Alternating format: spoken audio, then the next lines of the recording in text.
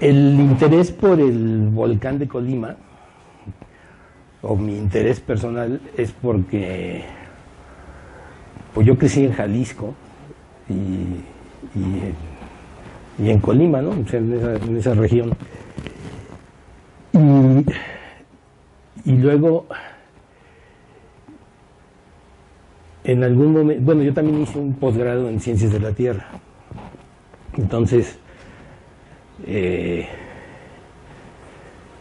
me interesan mucho los procesos volcánicos, tanto desde el punto de vista en el nivel microscópico, como a nivel de estudiar los edificios volcánicos, ¿no? Y hay una serie de metodologías matemáticas que pueden servir para entender los procesos volcánicos. Y luego, hace muchos años, cuando mi padre estaba organizando su biblioteca, se encontró un libro que se llama Efemérides del Volcán de Colima, que es una compilación de la actividad del volcán que hizo el presbítero Severo Díaz, junto con otro que no me acuerdo cómo se llamaba, pero creo que, bueno, da igual, Arreola, que tenían o sea, vivían en un convento y lo convirtieron en observatorio vulcanológico, porque a finales del siglo XIX hubo una gran erupción que duró 13 años del volcán. Entonces todos los días apuntaban lo que hacía el volcán, y con la idea de, yo no sé bien de qué, ¿no? Si los filósofos llaman a eso lo llamarían observaciones sin carga teórica, porque el par de padres o de monjes no sabían nada de vulcanología, ni de geología, ni de nada, ¿no? Entonces cuando mi padre se encontró el libro ese, me lo pasó. Es una edición de 1906 que tengo ahí en mi oficina, y luego tuve una secretaria cuando estaba en el DF que no tenía nada que hacer, entonces le hice una tablita con los descriptores de las erupciones o de la actividad del volcán que había compilado Severo Díaz, y le puse un numerito del 1 al 10 para tener ahí una medida de la intensidad de las erupciones, ¿no? Y entonces ya lo convertimos en una serie de tiempo, y luego le hicimos análisis de Fourier, y luego le hicimos una estimación bayesiana de la probabilidad de que dada un cierto tipo de actividad hubiera otra unos cuantos días después.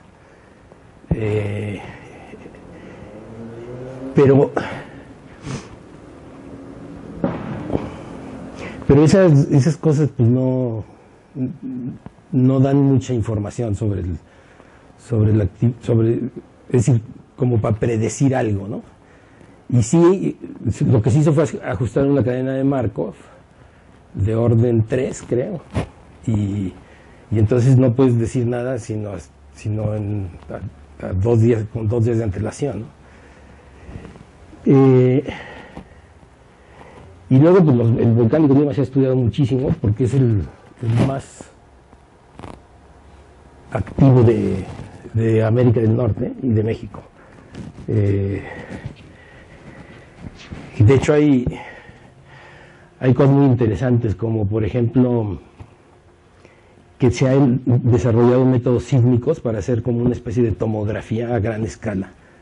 Entonces el volcán de Colima está en una estructura geológica que se llama Graben de Colima, que es como una especie de depresión, y estaba leyendo que ya tienen más o menos identificado el tamaño de la cámara magmática, que es una bestialidad, es como de 30 kilómetros de ancho por 50 de largo, y está a una profundidad de 7 kilómetros, y se puede, y con eso en mano ya se puede pensar en tener un modelo de los flujos de magma en el interior. Entonces la idea de esta charla es enseñarles, pues es una especie de adelanto, porque esto es un proyecto que estoy formulando para meterlo a CONACYT, al rollo de problemas nacionales, que dicho sea de paso, y aunque se grabe, me lo rechazaron porque la Coordinación de Investigación Científica se equivocó en una carta. Entonces, pero ya me pidieron que lo vuelva a meter y estoy reformulando todo para que ahora sí no puedan decir que no. Entonces, la estructura de la charla es esta.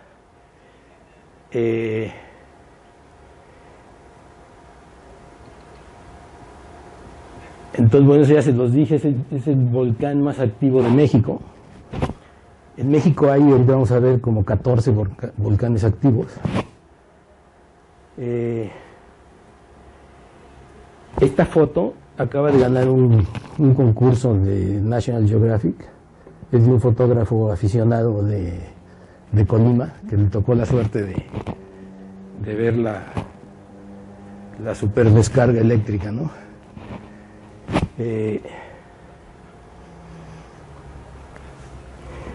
Bueno, está en la frontera entre Colima y Jalisco, y en los últimos 500 años, que es la época documentada, más o menos, ¿no?, pues ha tenido más de 40 erupciones explosivas y efusivas. Y las más importantes son esas, desde el siglo XVI hasta el siglo XXI. O sea, lleva 6 años, ¿no? Digo, 6 siglos de erupciones. Y la verdad es que es una maravilla. Yo no sé si han ido a Colima, pero es impresionante. Yo creo que vale la pena ir. Y luego en el mundo, desde hace algunos años, se han utilizado técnicas sísmicas para estudiarlos, porque el problema de los volcanes, por ejemplo, para hacer exploración electromagnética, o gravimétrica, o magnetométrica, es que son estructuras en 3 dimensiones, ¿no? Y eso, digo, parece obvio, pero en geofísica siempre se supone que para simplificar las formulaciones matemáticas y modelar, por ejemplo, la propagación de ondas electromagnéticas, para hacer levantamientos gravimétricos o magnetométricos, que siempre se supone que los modelos son de 2 dimensiones. Y los volcanes, pues no se puede suponer que sean de 2 dimensiones, ¿no? Porque no salen las cuentas, ¿no?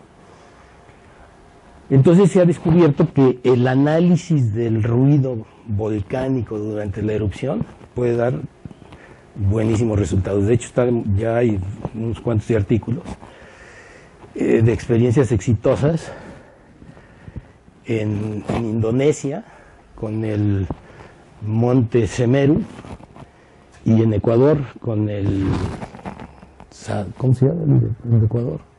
Bueno, da igual, con un volcán de Ecuador, ¿no? Samay, creo.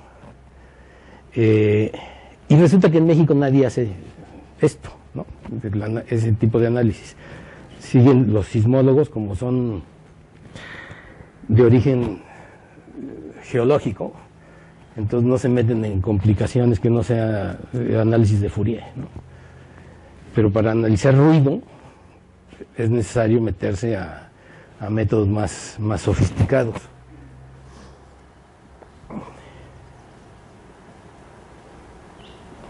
Y como les decía, pues esto es importantísimo, ¿no? Que es utilizar métodos de análisis de series de tiempo en los que no se ignoren ni los aspectos físicos ni los químicos de los procesos que producen las señales. Porque entonces, ¿qué pasa? Que por haber ruido se desecha, ¿no? Y de hecho, por ejemplo, en el volcán de Colima, que tiene una serie de estaciones sismológicas, se puede ver el ruido de baja frecuencia producido por el océano, que está ahí a 30 kilómetros, que también es una maravilla, ¿no? Porque está vibrando todo el sistema, ¿no? del volcán y toda la costa. Entonces, si ustedes ponen un sismómetro, por ejemplo, entre Colima y Manzanillo, van a detectar el ruido sísmico producido por las olas y por las mareas.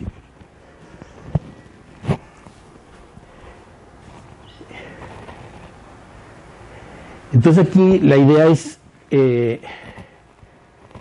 incorporar la metodología que viene de teoría de sistemas dinámicos para estudiar el volcán y llegar a esto, ¿no? Al entendimiento de estas características notables de los sistemas dinámicos reales, ¿no? Entonces la idea es invertir una serie de tiempo para deducir características del sistema, y pues es un gran reto, porque este es uno de los grandes problemas en geofísica, ¿no? Bueno, en muchas ramas, que es el problema de resolver el problema inverso, ¿no? El problema directo es que si se tiene un modelo, se puede describir cómo se comporta y se obtienen señales, ¿no? De algún tipo. Y el inverso es que nada más tenemos la señal y hay que saber cómo es el modelo. Y aquí lo que pasa es que no es un modelo geológico, es un sistema dinámico, porque dentro de las cavidades en donde está el magma, en la columna volcánica, incluso fuera del volcán, hay una bola de fenómenos que están sucediendo todo el tiempo, ¿no? Como flujo de lava, derrumbes, derrumbes por fuera. Y ahorita vamos a ver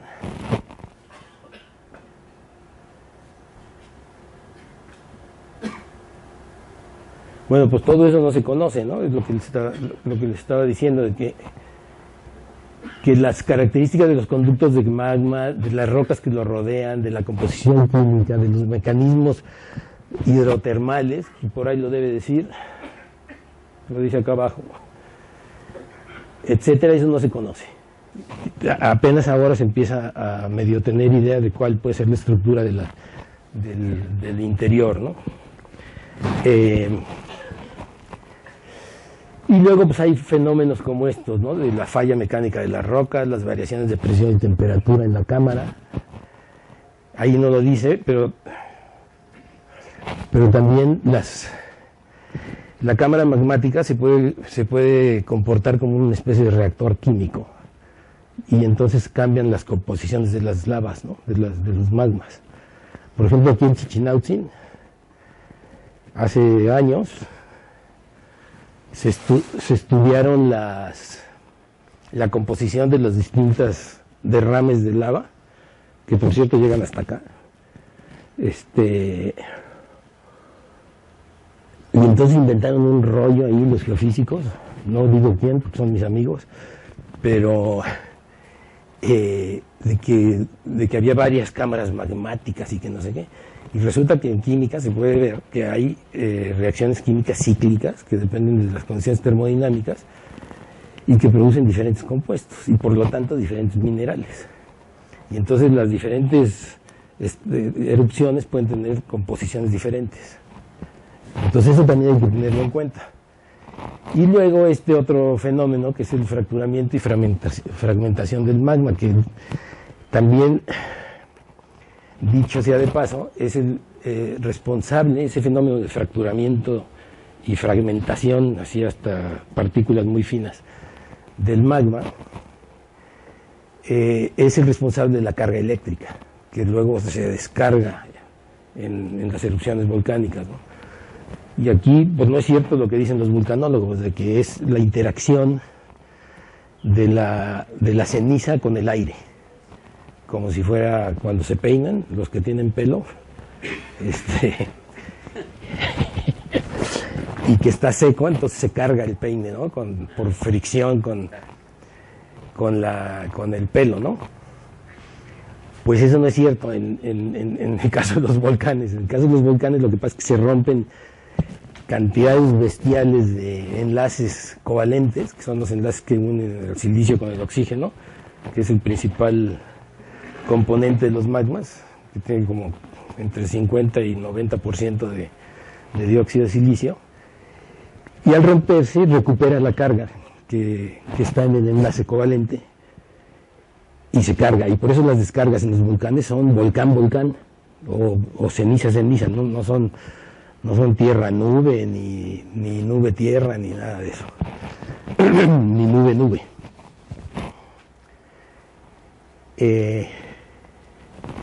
Luego hay otro fenómeno, que también se los cuento rápidamente, que es el de la generación de centellas, es decir, o que les dicen bolas de fuego, ¿no? No sé si se acuerdan, hace unos años que salió el famosísimo Escuadrón 201, que andaban volando por Chiapas y empezaron a ver bolas luminosas que salían y se desaparecían. Y pues según ellos eran ovnis, ¿no? Según los pilotos del Escuadrón 201. Y lo que pasa es que el Tacaná, que es un volcán que es parte mexicano y parte guatemalteco, pues estaba echando cenicita. Y era época de lluvias, y entonces hubo descargas nube-nube, esas sí eran atmosféricas, y al descargar ionizan todo lo que se encuentra. De hecho, la descarga es por ionización. Y al encontrarse la ceniza, disocian el silicio y el oxígeno del dióxido de silicio, y entonces el silicio puro forma unas pelotitas como del tamaño de una toronja, pero se oxida en una reacción exotérmica que emite luz. Entonces por eso cuando ven centellas parece como que es un ovni, porque se oxida de afuera para adentro, y entonces desaparecen así y parece que se fue, ¿no?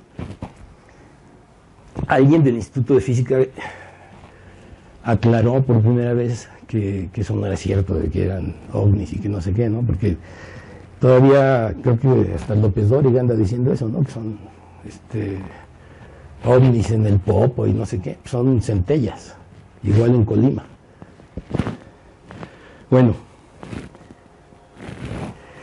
entonces en sismología volcánica, que es una especie como de nueva rama de la sismología, el objeto es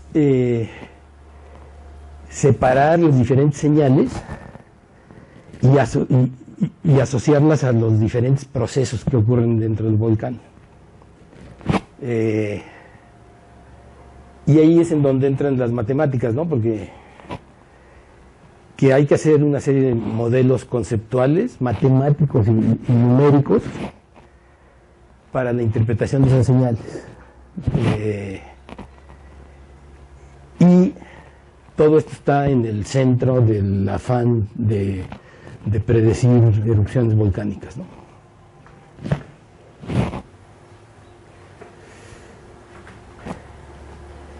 Bueno, esta es una lista de los volcanes activos de México, que no sé si saben, pero Cerro Prieto, que es donde está la planta geotérmica en Baja California, el Ceboruco en el estado de Nayarit, que además es susceptible de generar energía geotérmica, porque tiene como unas formaciones como de diques llenas de agua a 2 kilómetros de profundidad. Entonces la idea es que como eso está todavía activo, así hay una fuente de calor muy grande, la idea es perforar para sacar vapor. Un amigo mío que tiene una compañía que hace exploración geofísica en Islandia, estuvo trabajando allá en el Ceboruco, y sí descubrieron un manto susceptible de explotarse. Luego pues, el volcán de fuego de Colima, el Cerro Pelón, o el Chino, que está en la caldera de la Primavera, que es vecina de Guadalajara, Y eso es importante porque mucho del rollo de la vulcanología es mitigar el riesgo, ¿no? De hecho hay una asociación internacional que se llama,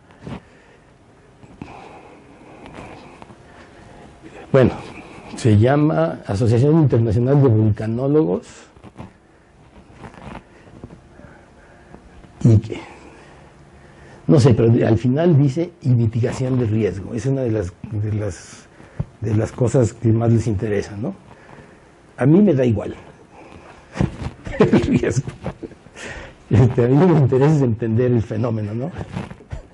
Y ya si se puede predecir algo, bien. Sí, por ejemplo, una vez en Colima, en una reunión del volcán de Colima, había uno que decía que el único objetivo de la vulcanología era prevenir el riesgo. Y le dije, pues no necesitas hacer nada. Cercamos el volcán a 10 kilómetros del centro y no entra nadie y ya nadie tiene riesgo. Ese no es el objeto de la ciencia, ¿no? El objeto es entender y si sirve luego, bueno, eso lo digo por el de Guadalajara, ¿no? Que está Guadalajara en super riesgo ahí de una explosión de la caldera, ¿no? Luego está el Everman y el Villalobos en las Islas Revillagigedo, que en México nadie le hace caso a las islas, pero son unas islas súper importantes. Están a como 800 kilómetros al sur de Los Cabos, en Baja California Sur, y pertenecen al estado de Colima. Luego el Paricupín en Michoacán, que a lo mejor algunos de los aquí presentes lo vieron, que hizo erupción en el 43, ¿no?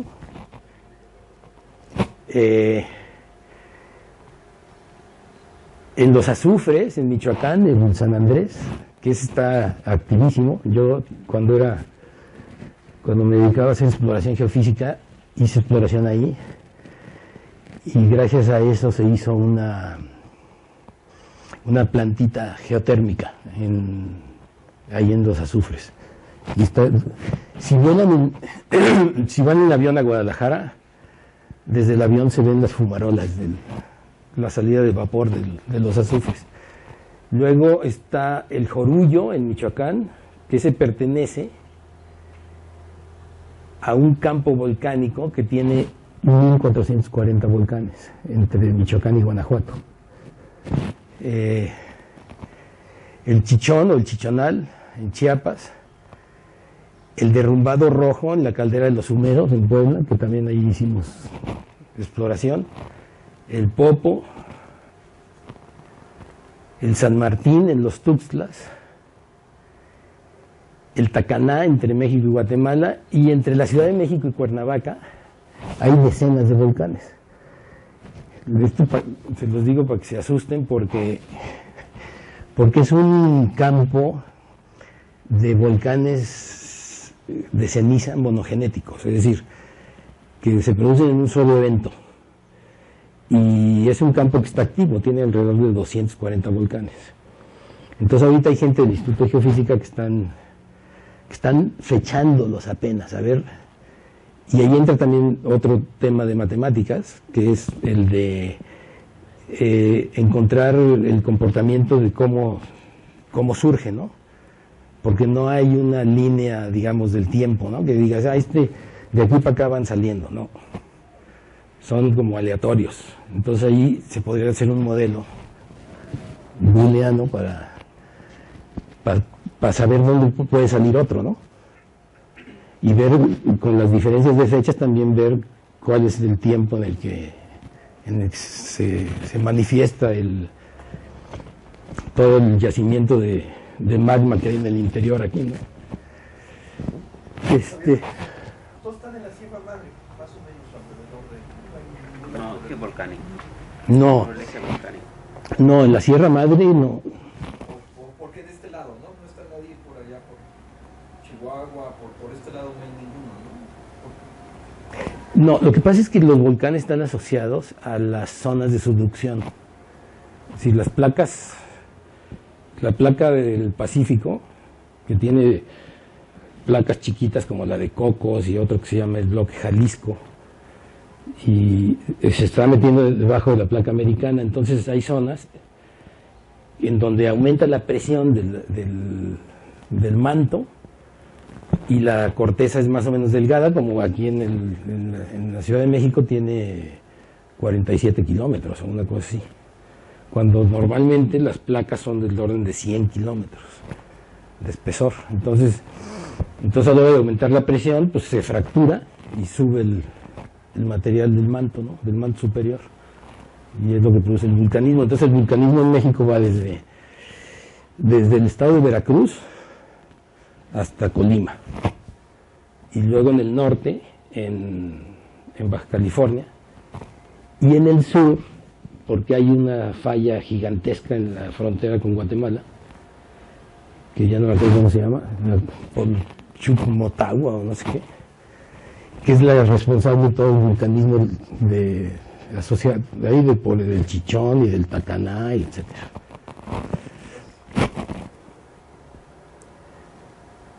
Bueno, para probar la metodología que les voy a plantear ahorita, se nos ocurrió, bueno, ¿a quién se le ocurrió eso? A Igor, ¿no? Ah, no, a mí. Sí, lo que pasa es que yo, un poco pensando en lo que había hecho el padre Severo Díaz, de ver y apuntar, ustedes saben que el CENAPRED está tomando fotos cada minuto del Popo. Entonces yo dije, pues a lo mejor podemos procesar las fotos para y producir con las fotos una serie de tiempo y asociarlo así en plan Severo Díaz, ¿no? Lo que pasa es que eso tiene sus bemoles, porque si está nublado pues no hay foto, ¿no? Y si es de noche y no hace erupción, pues tampoco. Entonces hay como mucha incertidumbre, pero de todas maneras lo que hicimos fue coger, bueno, esa foto la tomé yo desde mi casa, así se ve todas las mañanas, es el del Popo, y creo que los colores son naturales, es un espectáculo, ¿no? Entonces cogimos 500 fotografías del CENAPRED, de una erupcioncita del Popo del 6 de enero del año pasado, tomadas en Tlamacas, desde Tlamacas.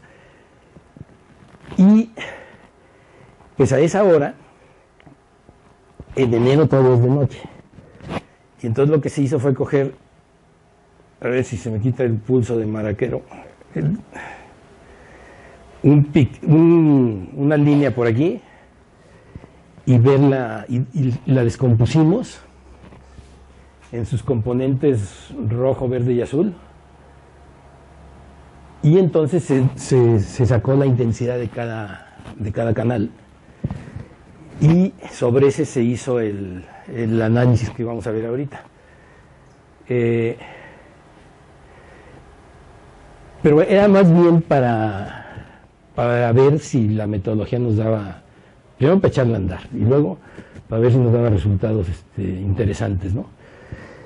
Y también usarlo un poco como argumento de que ya somos capaces de hacerlo para el volcán de Colima, y enseñarle a CONACYT que no estamos inventando nada, ¿no? O bueno, que lo que inventemos sí sirve. Entonces la metodología consiste en el método de inmersión de series de tiempo. A una serie de tiempo se le puede asociar un pseudoespacio-fase, y se pueden deducir algunas de las características del espacio-fase. Sí se tiene una especie de modelo, ¿no?, en la cabeza para interpretar el comportamiento del sistema. Esos son unos temas ahí bastante escabrosos de sistemas dinámicos, ¿no?, que yo todavía no acabo de entender, el teorema de Takens y el rollo este de... Híjole, voy a decir el del... Bueno, que hay una serie de formulaciones que dan la metodología que estamos viendo para reconstruir el espacio-fase. Y yo me imagino, o más bien utilizo un ejemplo de física estadística para explicar el problema directo en física estadística es que si se tiene un sistema con n partículas y cada partícula tiene velocidad y momento, ¿no? Entonces, como son vectores en 3D, pues el espacio fase, es decir, el espacio por el que transita el sistema, si está en equilibrio, es un espacio de 6n dimensiones. Entonces de ahí puede uno definir funciones como por ejemplo la temperatura y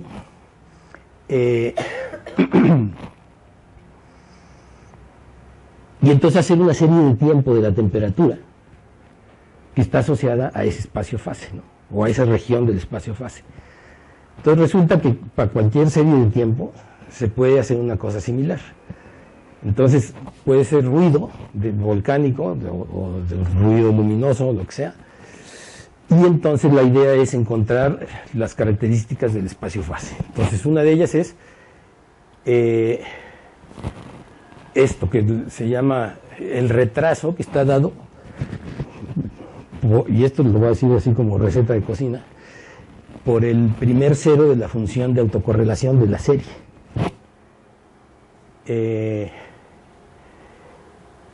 O por el primer mínimo de la función de información mutua promedio, que está dada por esa cosa. Y también lo sensacional de esto, a mi juicio, es, bueno, una de las cosas maravillosas es que es solamente la serie de tiempo, ¿no? O sea, se parte de esto. O sea, se tiene una sucesión de números como función del tiempo. Y entonces pueden calcular la función de autocorrelación, la función de información mutua promedio. Luego se pueden construir una serie de vectores en el espacio fase en dependencia del retraso que se calculó previamente con las funciones mencionadas. Y luego, como se supone que el sistema está en una alta dimensión, entonces puede haber fenómenos de que la trayectoria del sistema en el espacio fase aparente que hay trayectorias vecinas. Pero hagan de cuenta que si tienen como si tuvieran una espiral así aquí, si la ven desde arriba se ve que las trayectorias están encimadas, ¿no? Pero realmente no están. Entonces hay que descartar los falsos vecinos, y eso también permite encontrar la dimensión del espacio. Y luego ya se puede reconstruir la trayectoria de adeveras del sistema, ¿no? en el pseudo espacio fase. Y luego se puede correlacionar con otras variables, ¿no? En el caso de las señales sísmicas, todavía no se me ocurre cuál puede ser, pero... El operador es un operador de traslación, ¿verdad? Sí. Esto se me coló aquí porque es que hicimos también un análisis de series de tiempo económicas, ¿no? De la paridad peso-dólar. Y aquí se correlacionó con otras variables que dan los modelos económicos. Entonces esto nos lo saltamos. Y luego hay que calcular la distancia entre las trayectorias y determinar estas lambdas, que son los ya famosísimos exponentes de Lyapunov, que es lo que permite saber si el sistema eventualmente es caótico o no. o si va a cambiar de un estado a otro. Entonces aquí están los resultados del análisis de las series de tiempo del Popo, que pues es un ejercicio como académico, ¿no? Esto no sirve para predecir nada, ni para publicarse, ni nada, pero por lo menos, aunque sí sirvió, ¿no? Lo presentamos en un congreso de geofísica.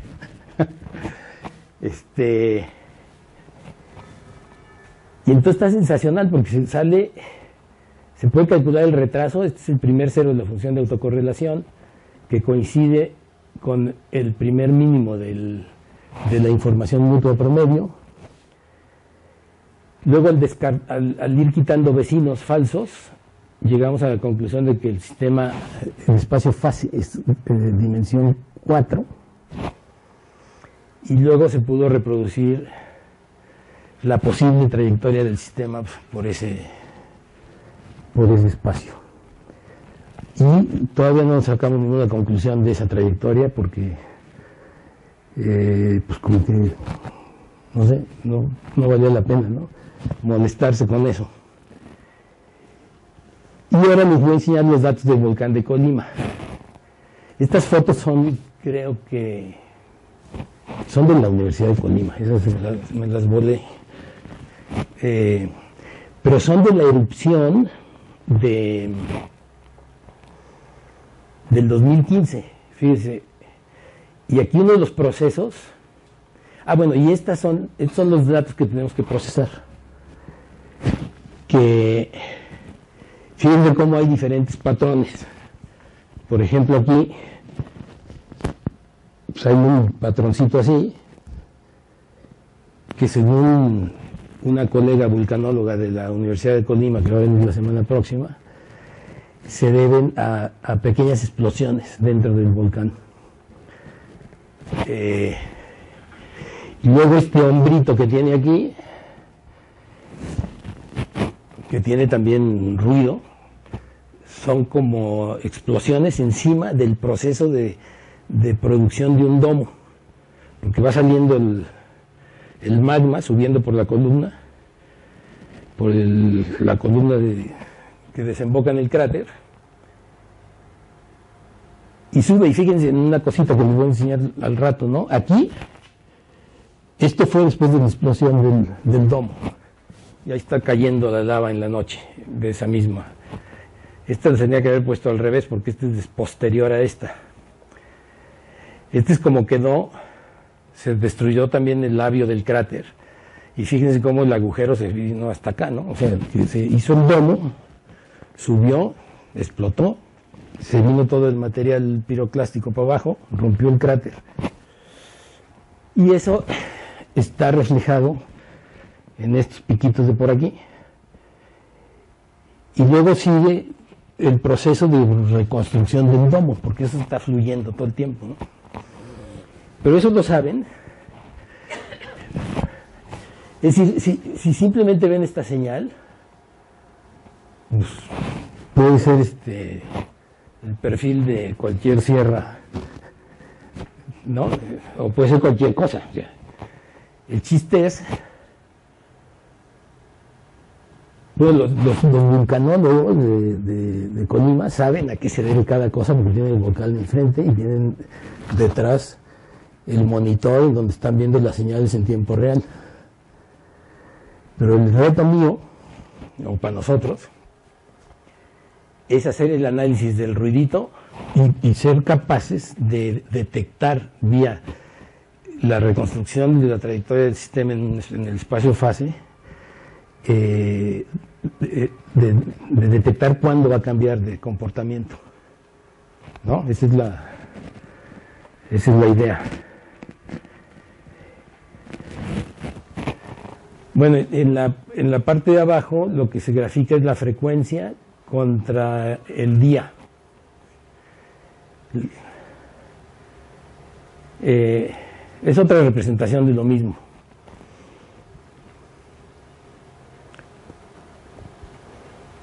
Entonces, de hecho, los datos del volcán de Colima no los hemos procesado porque es un rollo con los con los detectores, porque cada fabricante tiene su formato y tiene su manera de encriptar los datos para que les tengas que comprar sus programas, y es un rollazo, ¿no? Entonces tenemos los datos, pero hay que transformarlos a un formato inteligible para nuestros programas, ¿no?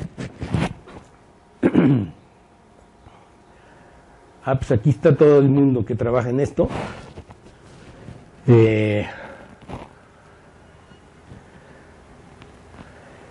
La gente de Colima son esta muchacha Dulce Vargas Bracamontes, que es cátedra de CONACYT, y Raúl Arámbula, que además de vulcanólogo, creo que es ingeniero geofísico de la UNAM, de la Facultad de Ingeniería, tiene un doctorado en sismología, y además es fotógrafo y saca unas fotos alucinantes. Y ahora lo que quería... No, no es de otro. A ver. Es que yo fui en abril a Colima, o en... Hijo, ya no sé. No. A visitar a presentarme allá con los colegas de Colima y a que me dieran los datos. Y entonces dije que por qué no organizábamos una excursión al volcán de Colima,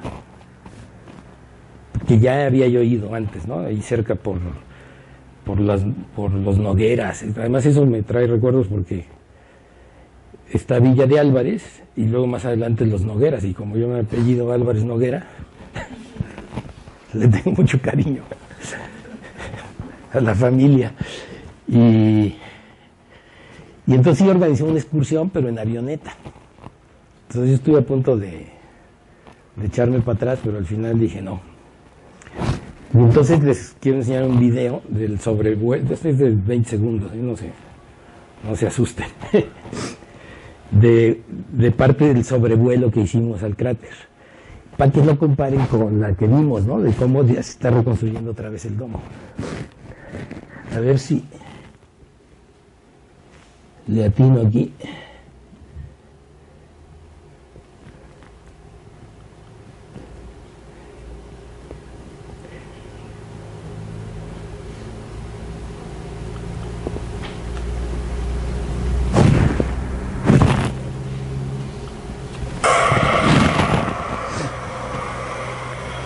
Fíjense, esta es la zona que se destruyó, ¿no?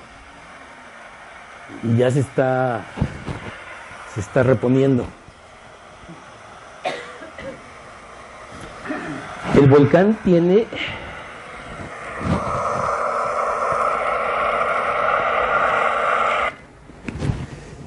está a 3000, bueno, ya no se sabe porque como está cambiando, pero la última vez que se determinó con precisión eran 3900 y tantos metros. Entonces en el avión hay que subirse hasta como 4100 o algo así para poderlo ver por arriba, ¿no? Y se ve, es impresionante porque se ven las rocas ahí, las fumarolas. En los labios del cráter se ve azufre. ¿Se necesita permiso? No. No, lo único curioso que pasó fue que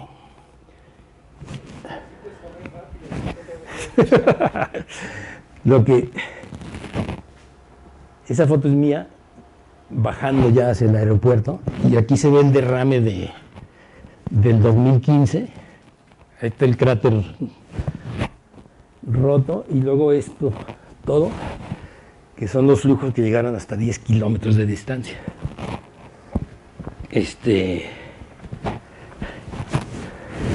No, lo que se necesita es lana para alquilar el avión. Y luego lo que pasó fue que cuando íbamos llegando al cráter, pues dio varias vueltas, ¿no? Para subir, porque no es fácil subirse a 5000 metros en 20 kilómetros, ¿no? Entonces tiene que dar varias vueltas, o sea, como que serpentear. Y cuando ya nos íbamos aproximando, la primera aproximada se oyó por la radio: está entrando a zona prohibida. Y pues ya ni modo, ya estábamos adentro. Sí, ese es súper impresionante. Y luego como rebeldones de los 60, ¿no? A darle vueltas así, a rayar llanta alrededor del volcán y luego de regreso y luego ya para abajo. Pues en eso andamos. Esas son las cosas que estamos haciendo aquí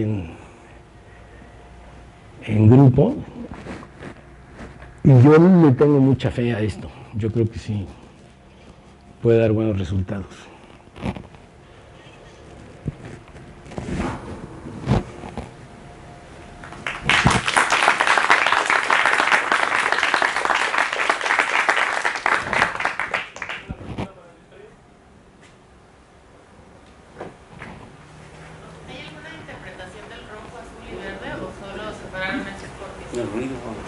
No, esos se separaron para tener una señal, para saber qué pasaba en el espectro, ¿no? Digamos, de esos tres.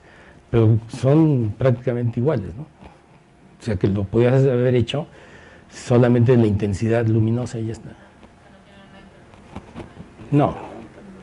Pregunta, pero ¿no se os ha ocurrido verlo usando mecánicos medios continuos? Haciendo balance, porque si hay ruido tiene que ver el tipo de turbulencia, ¿no? Y entonces reconstruir cómo está el comportamiento adentro a partir del ruido, un modelo donde hay que hacer balance de masa, momento, y en este caso de energía, puesto que aquí sí hay reacciones químicas, como dices tú, ¿no? Que transforman elementos, y de esa manera también entender qué pasa dentro de un volcán. Sí, lo que pasa es que sí hay interpretaciones, ¿no? del comportamiento en términos de dinámica de fluidos. Lo que pasa es que todos los volcanes son diferentes. Entonces, lo que hace el Popo no lo hace el volcán de Colima. O lo que hace el Semeru en Indonesia tampoco, es diferente, todos son diferentes. Entonces, para hacer una cosa bien hecha necesitarías tener la estructura interna, y eso no se sabe. Es decir, tú puedes suponer un tubo, no sé, es súper difícil, porque, por ejemplo,